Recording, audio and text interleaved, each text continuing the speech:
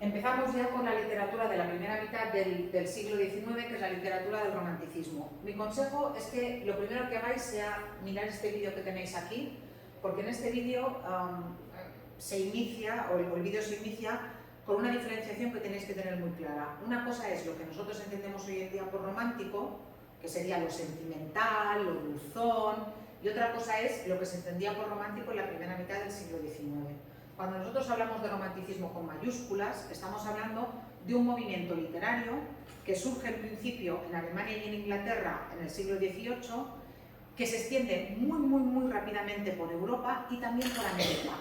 Va a ser casi el primer movimiento literario global, por lo menos por lo que respecta a Occidente, en la literatura americana, en la literatura norteamericana, pero también en la literatura de Centroamérica y de Sudamérica, va a haber obras románticas muy importantes. Entonces, ¿qué sería?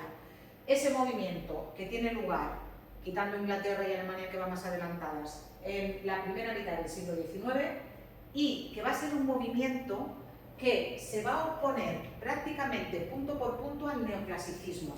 ¿Os acordáis de Tercero del Sí de las niñas? Sí. Que todo era razonable, que todo tenía reglas, que todo tenía una didáctica detrás, una enseñanza. Los románticos todo lo contrario.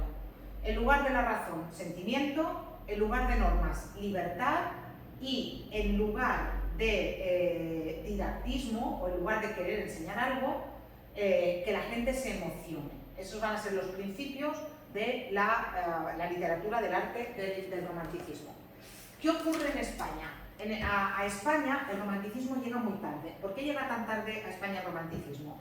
Llega tan tarde porque en el año 1789 hay una revolución en Francia y al rey francés, a Luis XVI, le cortan la cabeza. El rey español, que es Fernando VII, bueno, primero Napoleón, bueno, luego vienen las invasiones napoleónicas, luego Napoleón pone aquí a su hermano, luego Fernando VII vuelve al trono. A Fernando VII le da tanto miedo que le pase lo mismo en España, que va a imponer un sistema político absolutista, durísimo, va a mandar matar a gente por razones de pensamiento, va a encarcelar, por ejemplo, a escritores como José de Espronceda, el autor de La canción del pirata, va a ir a la cárcel por razones políticas. Larra, que es otro de los que vamos a ver, de los escritores que vamos a ver, se suicida también por razones políticas. Entonces, va a imponer una censura férrea y va a hacer que el romanticismo llegue a España de una forma muy, en fin, como con calzador, hasta su muerte. Cuando Fernando VII muere, después sí que en España entra el romanticismo. Y Fernando VII no muere hasta el año 1833. Entonces, ¿qué ocurre? Que en realidad, aunque digamos que el romanticismo en España es de la primera mitad del siglo XIX, en realidad el romanticismo en España dura apenas 20 años, porque enseguida, ya a partir de 1850, ya se empiezan a publicar obras en España que ya son realistas. Es decir, que ya son del movimiento que va a venir a continuación. Por eso se suele decir que en España el romanticismo entra tarde y mal. Y por eso también luego explica como el rebrote del romanticismo durante la época del realismo. Como que el movimiento no ha terminado de desarrollarse, porque ya viene arrollando el movimiento siguiente, pero tiene un resurgir en la figura de Becker y de otros escritores que hoy clasificamos de posrománticos. Entonces, cuando hablamos del romanticismo, estamos hablando justamente de eso, de ese romanticismo que a España llega tarde y mal, y después de esa segunda parte que va a tener hacia el año 1860 con el posromanticismo, con Becker y otros escritores. Además del vídeo, aquí tenéis después también las características ampliadas, pero aquí están explicadas. ¿Cuáles son los pilares básicos de la ideología del romanticismo? La mentalidad romántica se basa fundamentalmente en el deseo de libertad. Si hay unos versos de la literatura española que simbolizan el romanticismo, son el estribillo de La canción del pirata. ¿Qué es mi barco, mi tesoro? ¿Qué es mi Dios? La libertad. Mi ley, la fuerza y el viento. Mi única patria, la mar. ¿Quién es mi Dios? La libertad. Por tanto, la libertad va a ser el Dios que guíe a los románticos. Claro, ¿qué les va a pasar? Que se la van a pegar. O sea, si es difícil hoy en día ser libres, ¿cómo debía de ser de difícil ser libres en la España de 1830 o en la España de 1835? Era dificilísimo. De ahí que muchos románticos se suiciden, que otros románticos acaben en instituciones psiquiátricas, que otros románticos busquen más o menos la muerte de una forma irresponsable, van a luchas que saben perdidas. El marido de Mary Shelley, que es la autora de Frankenstein, que no sabía nadar, en mitad de una tempestad terrible coge una barquita y se ahoga, pero alma de cántaro. O sea, no sabes nadar, hay una tempestad terrible y te coges una barquita. Fue a buscar la muerte, en realidad. O sea, y hay muy pocos autores del romanticismo que vivan muchos años, sobre todo de los autores del romanticismo más progresista, muy pocos años. ¿Por qué? Pues por ese deseo de libertad. Y ese deseo de libertad está muy ligado con otra de las características, que es el fuerte individualismo. A ver, yo quiero ser libre porque soy individualista y no me importa el bien común, no me importa el bien de la sociedad, como ocurría en el caso de los neoclásicos. Los autores neoclásicos escribían obras para enseñar comportamientos a la sociedad y para que la sociedad fuera más feliz. Leandro Fernández de Moratín, en el Sí de las niñas, ¿qué está criticando? Está criticando los matrimonios desiguales entre niñas muy jóvenes que no consienten, a las que les obligan a casarse, y hombres muy mayores que al final lo que provocan es la infelicidad de los cónyuges, pero también provocan la infelicidad de la sociedad en general, con matrimonios que no se quieren, con matrimonios que tienen pocos hijos y por tanto no pueden repoblar un país que en aquellos años estaba muy poco poblado. En realidad lo que está buscando Leandro Fernández de Moratín es un bien social con su obra. Los autores románticos no. Primero yo, segundo yo, tercero yo, y si el mundo no me da lo que yo necesito, me enfado. Y o me suicido o ya veremos a ver la que monto. Esa sería otra de las características. Claro, ese deseo de libertad también está muy ligado al idealismo. Los autores románticos, en realidad, lo que quieren es cumplir esos deseos inalcanzables, de amor, de justicia, pero claro, los buscan a través de comportamientos individuales, pero en realidad ellos son muy idealistas y ellos les gustaría que el mundo fuera de esa forma distinta. Lo que pasa es que muchas veces no se ponen manos a la obra a intentar cambiar el mundo. Y finalmente, como he dicho antes, todas ese deseo de libertad, ese individualismo y ese idealismo conllevan un desengaño final que les conduce, en el caso más extremo, al suicidio.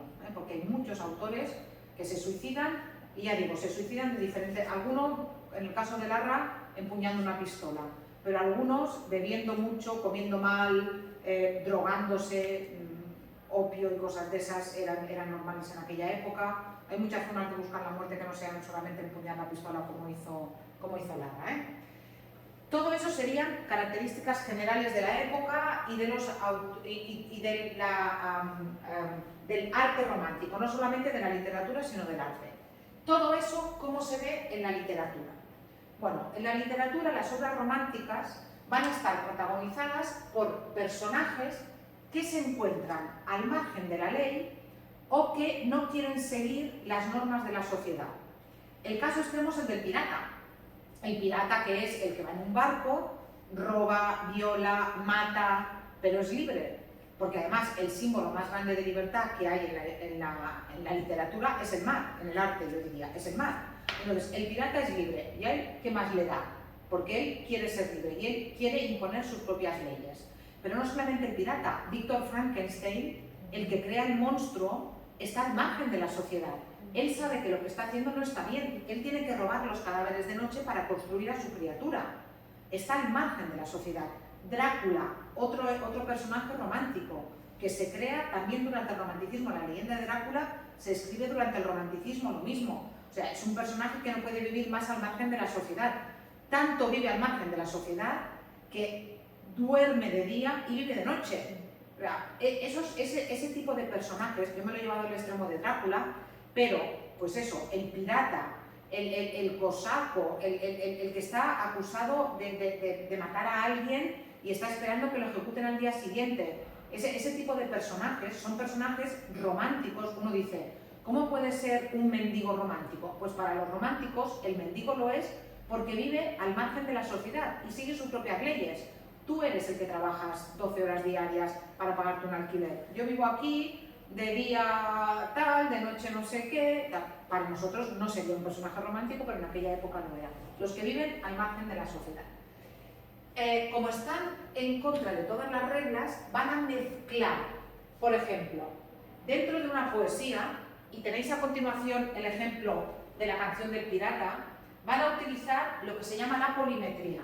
¿Qué significa? Pues que voy a tener estrofas más largas, estrofas más cortas, versos más cortos, versos más largos. No voy a escribir como por ejemplo escribía yo que sé Quevedo. Si voy a utilizar el soneto, todos los versos van a tener 11 sílabas. No, no. Aquí me encuentro con versos más cortos, con versos más largos, con estrofas más largas o más cortas. Porque mezclan. Dentro de la poesía utilizan diferentes tipos de versos, pero además, incluso dentro del mismo texto, van a mezclar verso y prosa.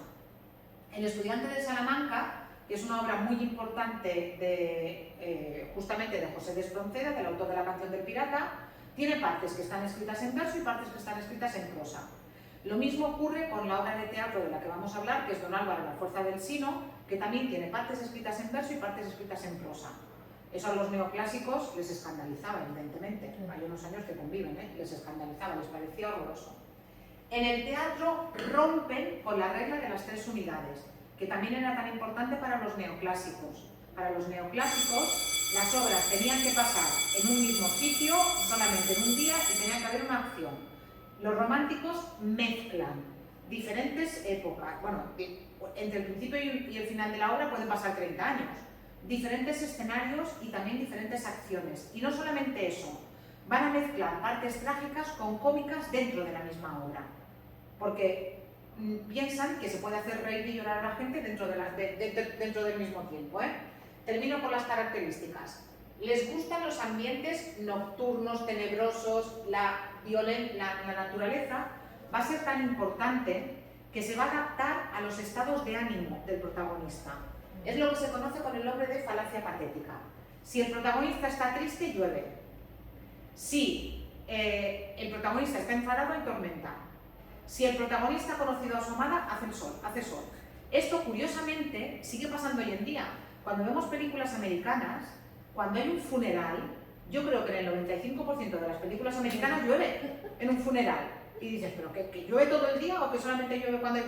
Pero es así, seguimos siendo, en el fondo somos hijos del romanticismo todos. En nuestra concepción cultural seguimos siendo muy románticos. Los personajes principales tienen mucha personalidad, muchísima. Los hombres son esos hombres con un secreto oscuro, las mujeres son esas mujeres que van a salvar a esos hombres de ese secreto oscuro que tienen, o lo van a intentar, porque al final las obras románticas van a terminar siempre mal. Son obras que terminan siempre de una forma trágica. Vamos a encontrarnos ambientación en lugares exóticos o lejanos en el tiempo, poco aprecio por la vida, y si muero, ¿qué es la vida? Por perdida ya la di. Ese es como, yo soy temerario porque en realidad, ¿qué es la vida? No es nada si no la puedo vivir como yo quiero y si no tengo libertad. Y finalmente nos vamos a encontrar con muchos elementos fantásticos. Es normal que la novela gótica, esta novela donde hay apariciones fantasmagóricas, donde hay misterios, donde se oyen voces, donde los muertos salen de las tumbas y todo eso, sean de la época del romanticismo. Es normal, porque les gusta mucho todo lo que tiene que ver con lo onírico, con los sueños, con lo fantasmagórico, con lo que no se puede explicar. Lo que les gusta a los románticos es lo que no es razonable, lo que no pasa por el filtro de la razón. Y por eso también les gusta todo eso y por eso nacen ese tipo de géneros. Entonces, en la próxima clase vamos a ver algunas de estas características en la canción del pirata y vamos a terminar el romanticismo y vamos a terminar, yo creo que con la literatura también de Beckett, y a ver si me da tiempo a anunciar el realismo.